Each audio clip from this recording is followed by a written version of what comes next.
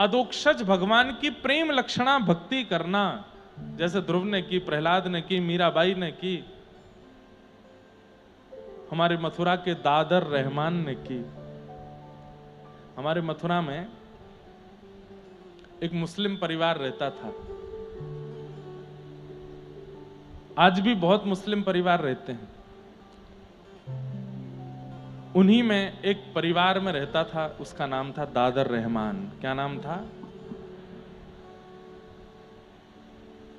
ऐसी अटपटी कहानी तो झूठ होती है, ऐसी अटपटी भक्त लीला मैंने सुनी ही नहीं जैसी दादर रहमान की।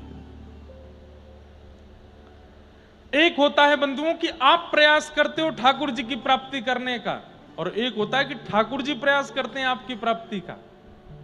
ये दो प्रकार से ही भक्तों के चरित्र आपको सुनने को मिलेंगे। भक्त ने प्रयास किया भगवत प्राप्ति का, और दूसरे में ठाकुर जी ने प्रयास किया उस भक्त की प्राप्ति का। पर ठाकुर जी प्रयास बहुत कम करते हैं, नाम मात्र।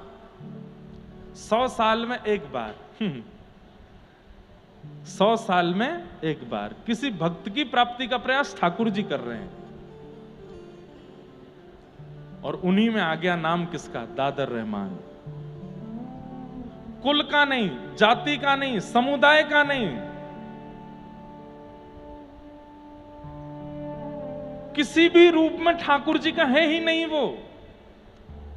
और उनके पिताजी जो थे दादर रहमान के, वो नामी ग्रामी उस एरिया के जितने भी मुस्लिम परिवार थे उनके हेड थे। वो किसके घर में कैसे क्या नियम चलेगा, माताएं बहनें कैसी रहेंगी, नमाज कितने बजे होगी, क्या होगा क्या नहीं होगा, सब वही बताते थे दादर रहमान के पिताजी। अब उनको क्या बोलते हैं वो मुझे नहीं पता, वो हेड थे उस समुदाय के। रोज पढ़ने के लिए मदरसा जाता था। विश्राम घाट है मथुरा में, यमुना जी के तट पर, वहीं द्वारिकाधीश जी का मंदिर है। बहुत सुंदर द्वारिकाधीश जी का दर्शन होता है वहां।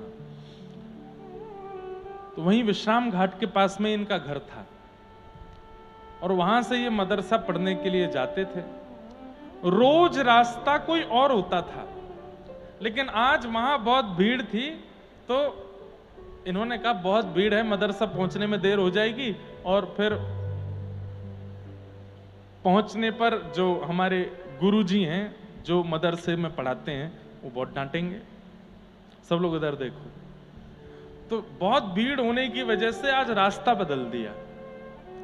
रास्ता बदल करके जब जाने लगे तो उसी रास्ते में एक सुंदर युगल सरकार का मंदिर था।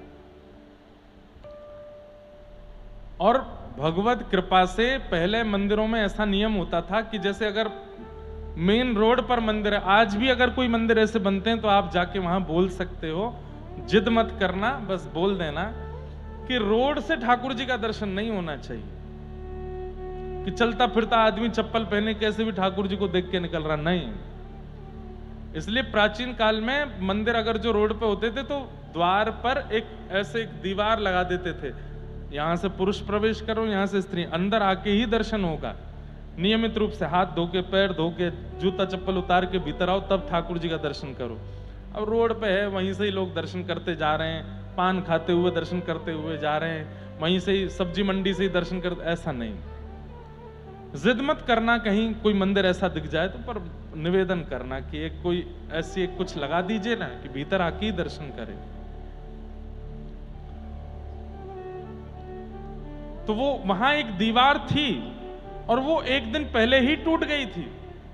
अब ये देखो, इस सारी योजना भगवान ने बनाई है। एक दिन पहले वो दीवार टूट गई जिससे रोड से लोगों को भीतर नहीं दिखता था, और दादर रहमान को आज उस रास्ते में बहुत भीड़ मिली जहां से वो रोज मदरसा जाता था, बदल करके आया। बहुत सीधा साधा बालक, 15 वर्ष की अवस्था थी, जा रहे थे, बस ऐसे देखते हुए चल रहे थे। नगर में नया रास्ता था, तो नया रोड था, तो कौन सी दुकान है क्या है क्या है। तभी एक झरोके में से भीतर देखा तो मुरली मनोहर लाल ऐसे त्रिभंग ललित श्याम सुंदर वंशी बजा रहे हैं, और श्री किशोरी जी कटाक्ष भर के उनको देख रही हैं, और बस ये रूप माधुरी। 4 कदम आगे गए और रुक गए और फिर वापस आए, फिर देखा और देख करके बस देखते रह गए।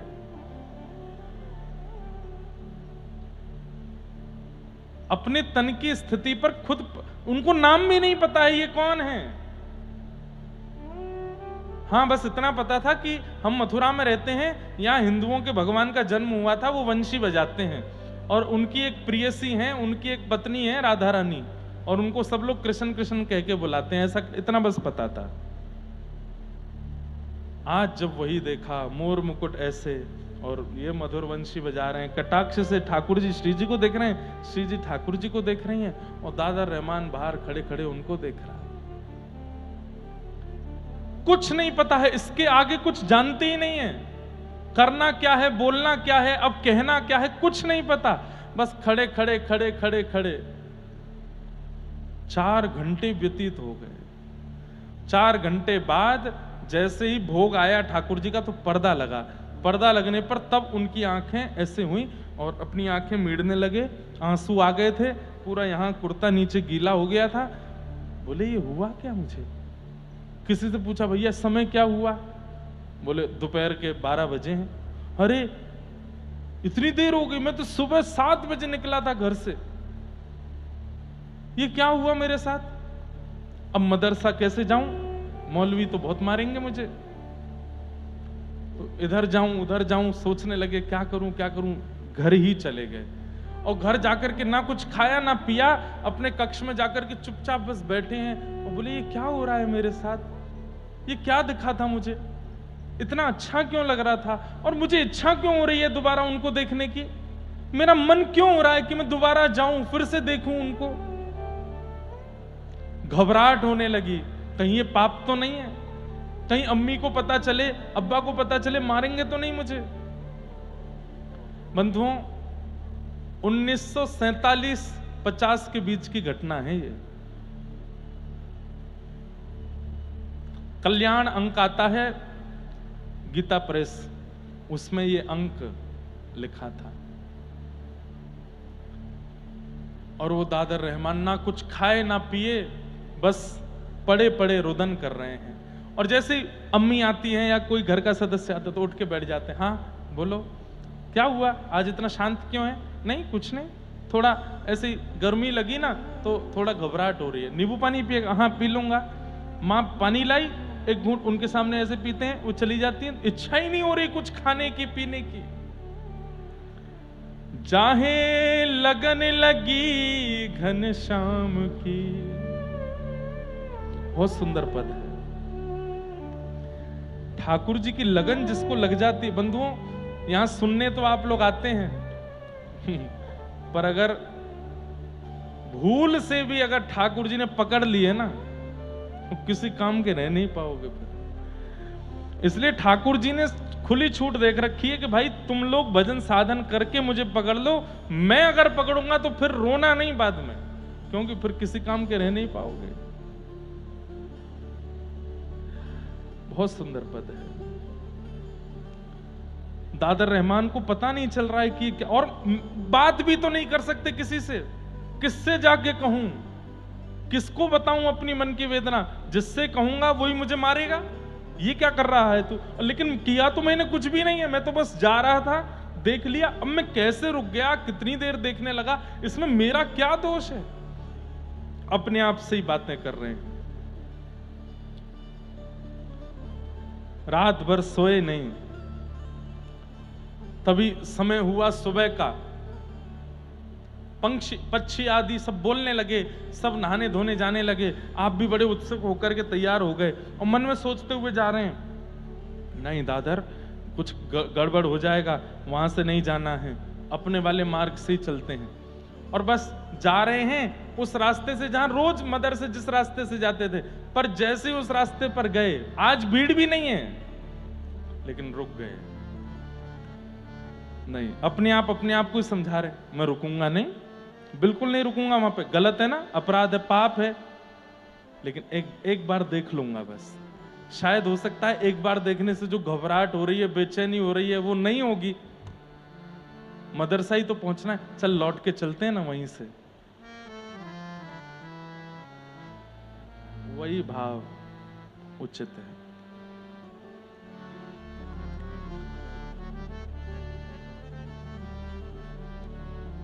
उस भाव ने ही ये कथा प्रकट की।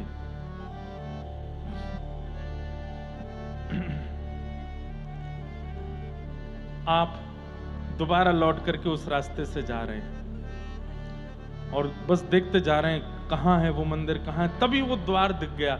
घबराहट भी हो रही है, डर भी रहे हैं, पर इच्छा भी हो रही है कि एक बार तो देख लूं।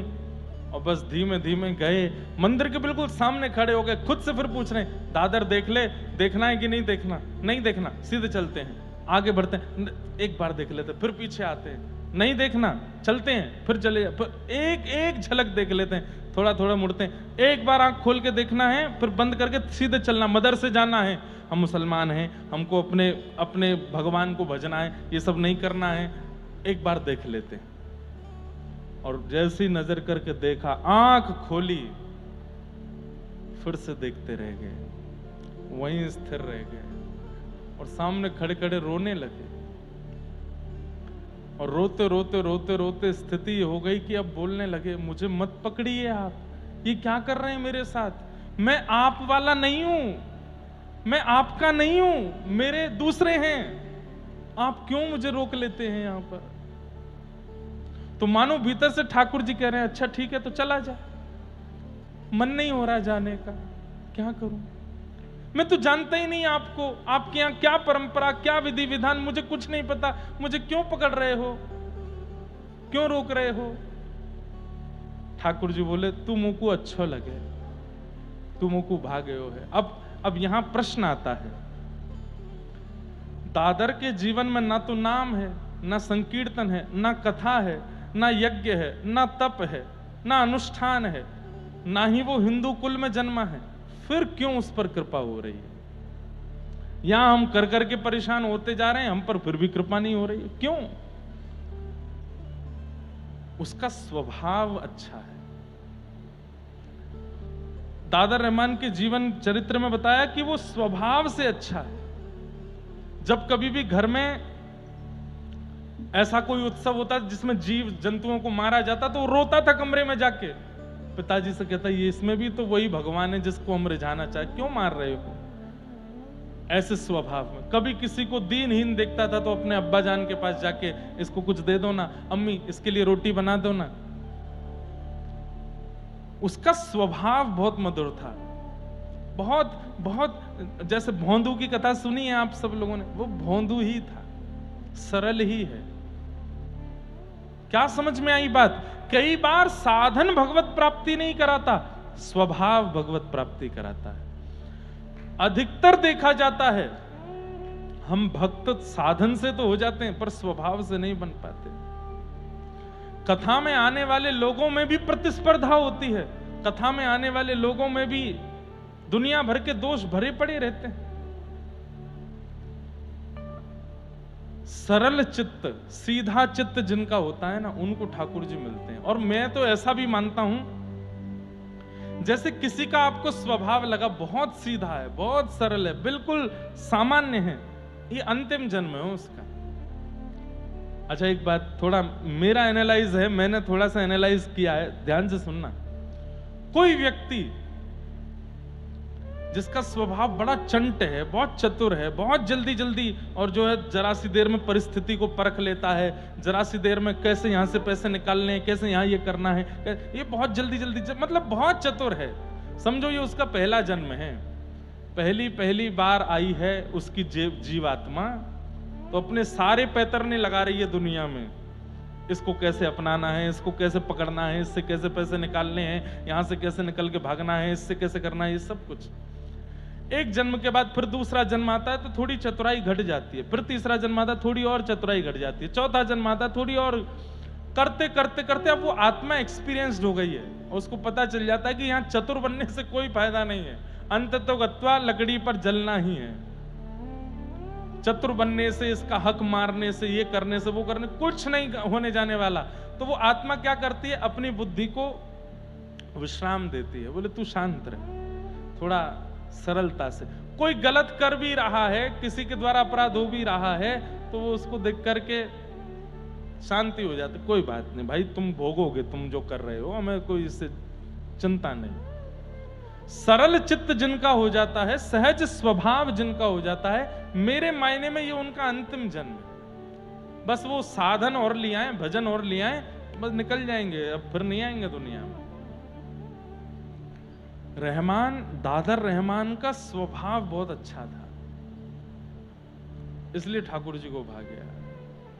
ठाकुर जी के आगे रो रहा है, मैं आपके वाला नहीं हूं, आपको जो लोग भजते हैं वो मैं नहीं हूं, आप गलत आदमी के पकड़ रहे हो। ठाकुर जी बोले, पूरा विश्व मेरा है, मैं जगन्नाथ हूं, ये जग का स्वामी हूं मैं।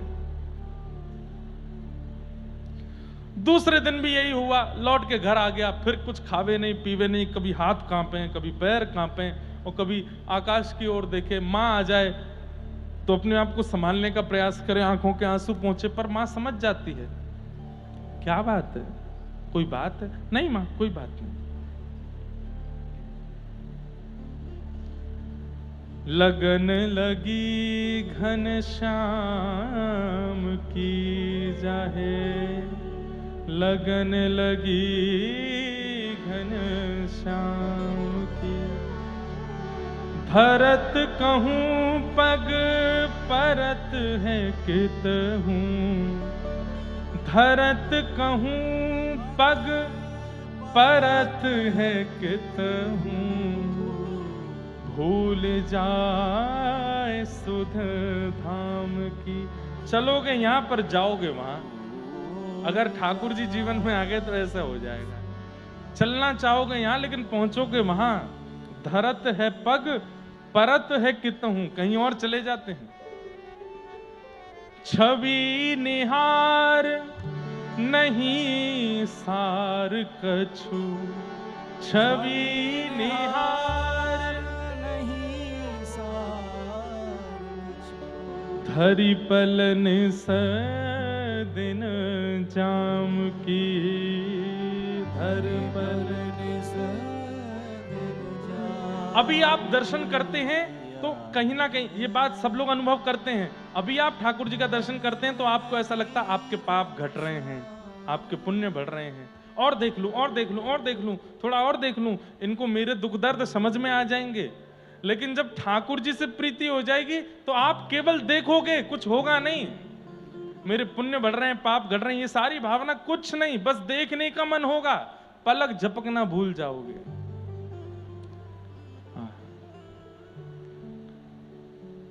जित मुँह तित ही धावे, जित मुँह तित ही धावे, सूरत न छाया धाम की, सूरत न छाया धाम की। स्तुति निंदा करो भले ही, स्तुति निंदा करो भले ही, मेण तजी कुल ग्राम की,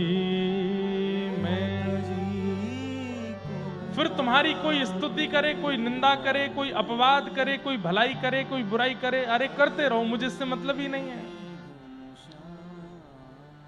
नारायण बौरी भई डोले, नारायण बौरी भई डोले, नारायण बौरी भई डोले, नारायण बौरी भई डोले। बौरी मतलब बावड़ी, रही न काहू काम की, रही न काहू काम की, लगन लगी घनश्याम की जाहे, लगन लगी घनश्याम की,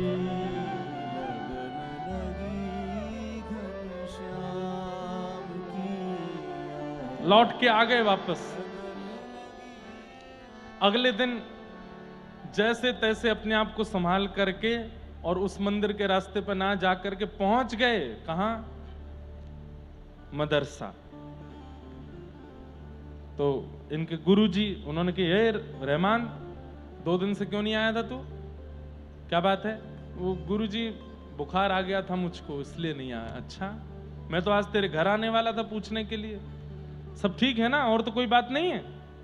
तो मन में जब व्यक्ति को उत्तर नहीं मिलते ना किसी से भी, उसको लगता है सबको मेरे प्रश्न का उत्तर पता, वो सबसे पूछता है। फिर जब व्यक्ति को अपने प्रश्न का उत्तर समझ नहीं आता, उसको लगता है सबको मेरे प्रश्न का उत्तर पता होगा। धीमे से जाके कहा, गुरुजी एक बात पूछूं? हाँ। आप नाराज तो नहीं होंगे? बोले नहीं। हम लोग मथुरा में रहते हैं, यहां जो मस्जिद हैं वो तो हम लोग जाते हैं, पर ये मंदिर कौन जाता है?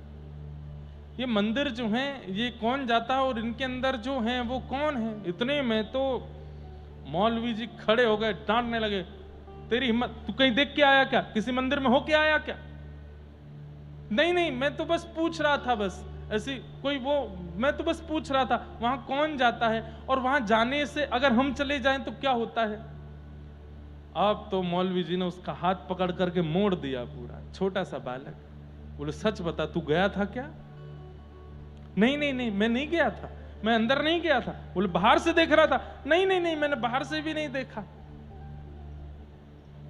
बताया, बोले कि वो ऐसा होता है, वहां जाने से जन्नुम में जाना पड़ता है, ये होता है वो होता है, और दोबारा वो पढ़ना पड़ता है, और फिर जाके मंदिर में ये अपने मस्जिद में ये करना पड़ता, तब दोबारा तुम मुसलमान बनोगे, नहीं तो तुम मुसलमान नहीं होगे। बहुत कुछ समझाया। अब नहीं जाना कभी? नहीं जाऊंगा। उत्तर नहीं मिला। प्रेम ऐसा ही है बंधुओं, दुनिया समझा दे, मारे पीटे फटकारे, फिर भी समझ नहीं आता, और वो भी ठाकुर जी से हो जाए। और इसको तो हुआ ही नहीं था, ठाकुर जी को हो गया है रहमान से। घर गया, घर में जाके बैठा बैठा रो रहा था एकांत में। इतने में ही मां आ गई और मां ने आकर के बोला, रहमान क्या बात है, 2 दिन से तू मुझे ठीक नहीं लग रहा है, कोई और तू रो क्यों रहा है? तेरी आंखें इतनी, किसी ने कहा कुछ? मौलवी साहब ने मारा? वहां कुछ हुआ था क्या? नहीं नहीं मां, कुछ नहीं। हृदय से लगा लिया। अब प्रेमी को बस हृदय से लगा ले, कोई थोड़ा पुचकार दे तो वो उसके सारे भेद खोल लो उसके। रोने लगा, हिचकियां ले ले करके बोला, मां, अम्मी। बोला हाँ।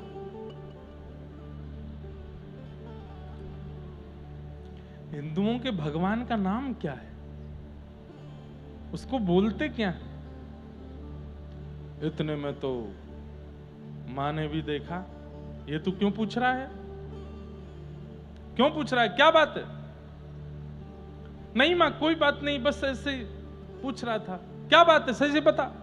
वहां तो मां भी नाराज हो गई। अब मतलब वो ये प्रश्न ऐसा था कि वो जिससे पूछता है वही नाराज हो जाता है। रुक जा, तेरे पिताजी आने दे, उनको बताऊंगी, उनसे पूछना। रो रहा था कोने में, बट नहीं उनसे मत कहिएगा कुछ भी। बोले नहीं, आने दे। शाम को जब पिता आए, उन्हें बताया, लाला बैठ जाओ, जहां जगह मिले वहीं बैठ जाओ, बैठ जाओ। शाम को, अब वो तो दादर रहमान के पिताजी तो पूरे मुखिया थे, तो कट्टर अपने समुदाय के हेड थे। उनको जब माँ ने बताया, बोले कि रहमान आज ऐसा ऐसा पूछ रहा था, उन्होंने तो कुछ पूछा ना, बस सीधे गए और सीधे जाके बोले, तूने ऐसा प्रश्न क्यों किया? बोले पिताजी बस ऐसी जानकारी के लिए। बोले जानकारी? उन्होंने 5 प्रश्न अपने समुदाय के पूछे, इसके बारे में बता, इसके बारे में बता, ये बता दे मुझे, वहां क्या लिखा है वो बता दे। वो नहीं बता। बोले अपने समुदाय का कुछ नहीं पता है तुझे और उनके यहां का ये पूछ रहा है तू? हाथ बांधे, पैर बांधे और लोहे की रोड से इतना मारा, इतना मारा, इतना मारा कि जीवन में कभी नाम भी मत लेना वहां का। मां ने आकर के रोका। बोले कि हम मथुरा में रहते हैं, ये उनके भगवान की जन्म स्थली है, हो सकता है कोई बाहर, इतने बालक रहते हैं, कोई हिंदू मित्र बन गया होगा, उसने सिखा दिया होगा। बोले बिल्कुल नहीं, लेना ही नहीं है नाम। आज के बाद यदि नाम लिया, आज तो केवल मारा है, अगली बार पता चला तो तेरे को जमुना जी में फेंक के आ जाऊंगा। और इनके एक चाचा का बेटा था, उसका नाम था कासिम।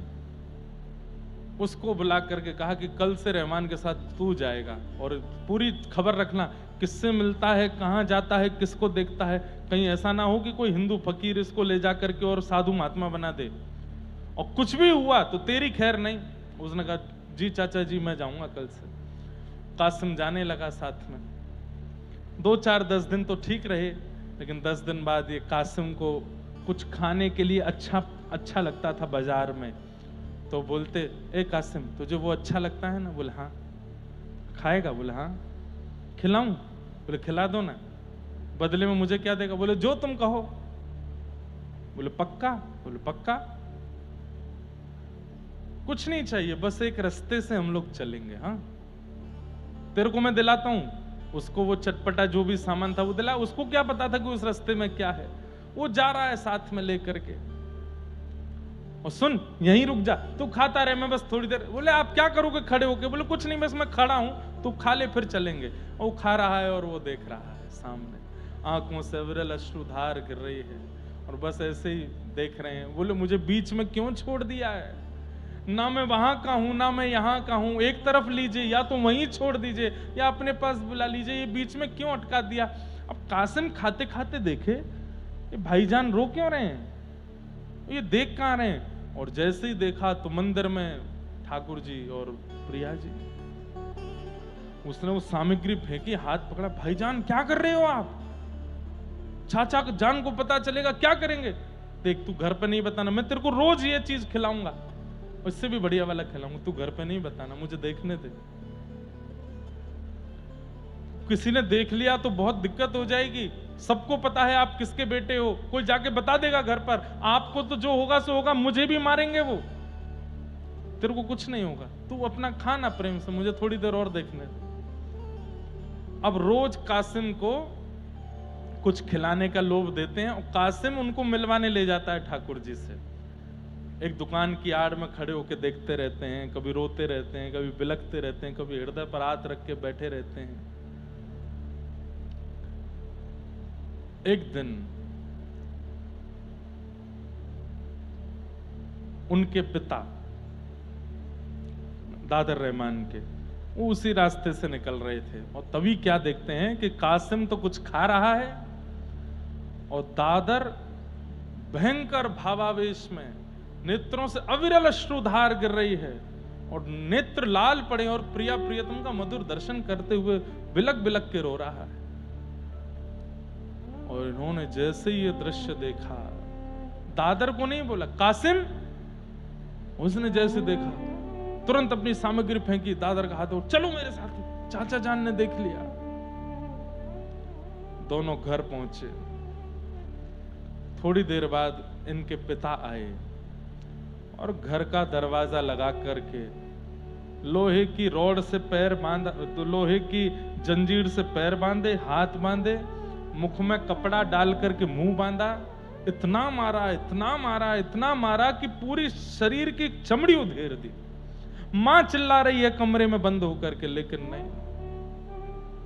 और कासिम बस रो रहे हैं। पूछते हैं क्यों जाता है? बोले मुझे नहीं पता पिताजी, मेरा कोई दोष नहीं है, मैं कैसे वहां जा रहा हूं, मैं बहुत रोकता हूं अपने आप को, मैं बार बार मना करता हूं अपने आप से, नहीं जाना वहां पर, नहीं जाना, पर पता नहीं क्यों मुझे ऐसा लगता है कि मैं आपका पुत्र नहीं हूं। आप लोग सत्य बताइए, मैं आपके घर में ही जन्मा था क्या? आप मुझे कहीं किसी हिंदू के घर से तो नहीं ले आए थे? मेरे मन बुद्धि में क्यों बार बार वहीं जाने की इच्छा होती है? अरे अब तू हम पर प्रश्न उठा रहा है कि तू हमारा बेटा है कि नहीं, और मारा। और पत्नी को बोल दिया अब ये इसी कोठरी में रहेगा, पैर जंजीरों से बांध दिए, हाथ बांध दिए, मुख बांध दिया, ना इसको रोटी मिलेगा ना इसको जल मिलेगा, कोई इससे बात नहीं करेगा जब तक ये अपने कान ना पकड़े और घुटने टेक करके मेरे साथ नमाज पढ़ने वहां जावे, फिर कुछ प्रक्रिया है उनको नहीं करेगा, तब तक इससे कोई बात नहीं करेगा। जब तक ये राजी नहीं होगा ये बैठा रहेगा यहीं पर। 10 दिन बिना कुछ खाए पिए बस बैठे एकांत में और बस उसी छवि का चिंतन कर रहे हैं।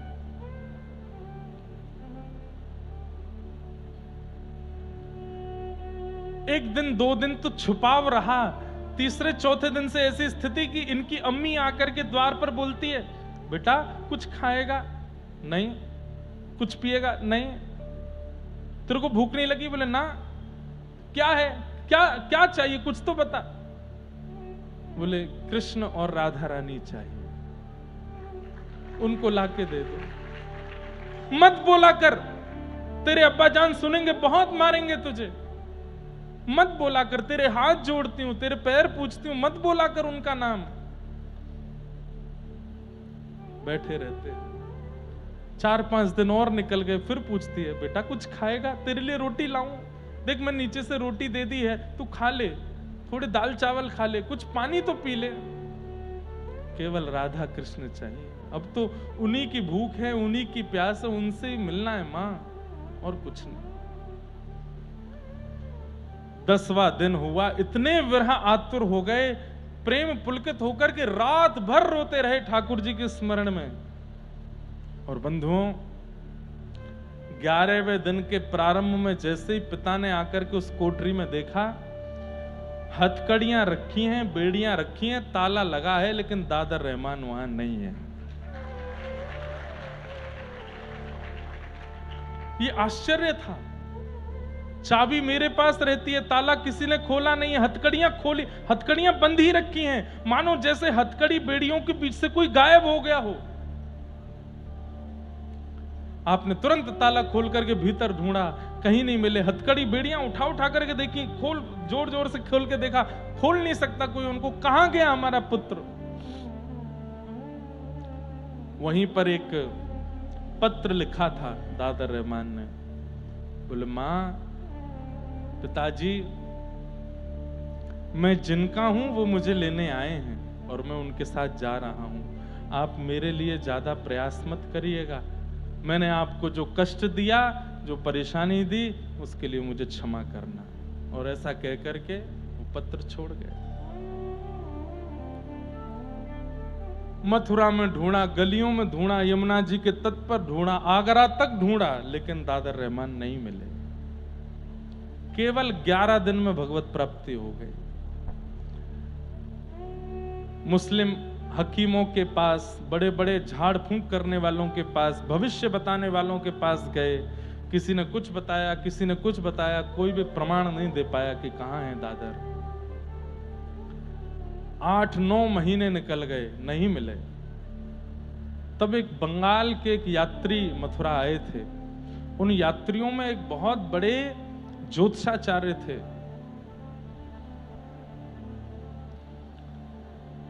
बंगाली थे।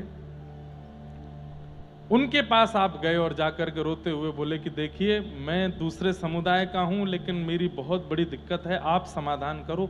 मैंने नाम सुना मथुरा में कि आप भविष्य बताते हैं। बोले हाँ, मेरे बेटे के साथ ऐसा ऐसा हो गया 1 महीने के अंदर, और वो गायब हो गया कमरे से, पत्र लिख करके गया है। आपने जब स्थिति सुनी, वो क्या बोलता था, क्या कहता था, कैसे रोता था? बोले मैंने देखा था मंदिर के बाहर खड़े होते रोते हुए उसको। कैसे हो सकता है? हम तो मुसलमान हैं, हम तो इतने समय की नमाज करते हैं, ऐसा करते, कैसे मेरे बेटे पर उसका प्रभाव हो ही नहीं सकता? किसी ने जादू किया है।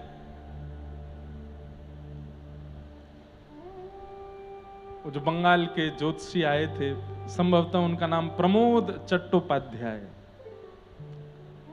उन्होंने कहा आप जाइए, मैं कुछ संकेत होगा तो आपके घर भिजवा दूंगा। और सुनते ही वो तो गए, आप सुनते ही प्रमोद जी तुरंत मथुरा से वृंदावन की ओर गए, क्योंकि समझ गए थे जो जो लक्षण बताए हैं ये कृष्ण विहरणी गोपियों के, ये किसी सामान्य के नहीं हो सकते। और आपने वृंदावन में भ्रमण करते करते जब केसी घाट के पास जाकर के दूर देखा तो यमुना के पल्ली पार कुछ वृक्ष हैं और उन वृक्षों के बीच में कुछ चमक रहा है। यमुना जी पार करके जब आप वहां गए तो 2 वृक्षों के बीच में एक अनंत समाधि लगाए व्रजरज तन पर लपेटे हुए दादर रहमान बैठे थे। एक कॉपीन पहन रखी है बस, और युगल नाम महामंत्र जप रहे हैं। आपने उनका जब दर्शन किया, कुछ कहना चाहा, लेकिन उन्होंने कोई प्रत्युत्तर नहीं दिया। जैसे ही आपने थोड़ी और वार्तालाप करनी चाहिए, आपने उनकी ओर एक बार देखा और देख करके कहा, मेरे प्रिया प्रियतम आए हैं, मैं जा रहा हूं। और ऐसा कहकर के आपने तुरंत यमुना जी में छलांग लगा दी और वहीं अंतर ध्यान हो गए। फिर उसके बाद दादर रहमान कभी नहीं मिले। ये है। इसलिए भैया, आप ठाकुर जी को पकड़ रहे हो, ठीक है, कहीं उन्होंने आपको पकड़ लिया तो फिर संसार के तो नहीं रह पाओगे। और यदि बहुत चाह हो कि वो पकड़ लें, तो अपने स्वभाव को मधुर बना लो। नहीं है इच्छा इस संसार के, वैसे तो अब इच्छा वैसे लगती नहीं है इस संसार में रहने की, यहाँ के व्यवहार विचारों का निर्वहन करने की, बस इच्छा होती है वो मिल जाए। अपने स्वभाव व्यवहार को मधुर बना लीजिए और थोड़ा सह लीजिए, इस संसार में सह लीजिए। हमेशा के लिए दादर रहमान श्री प्रिया प्रियतम के मधुर सेवा में विलीन हो गए।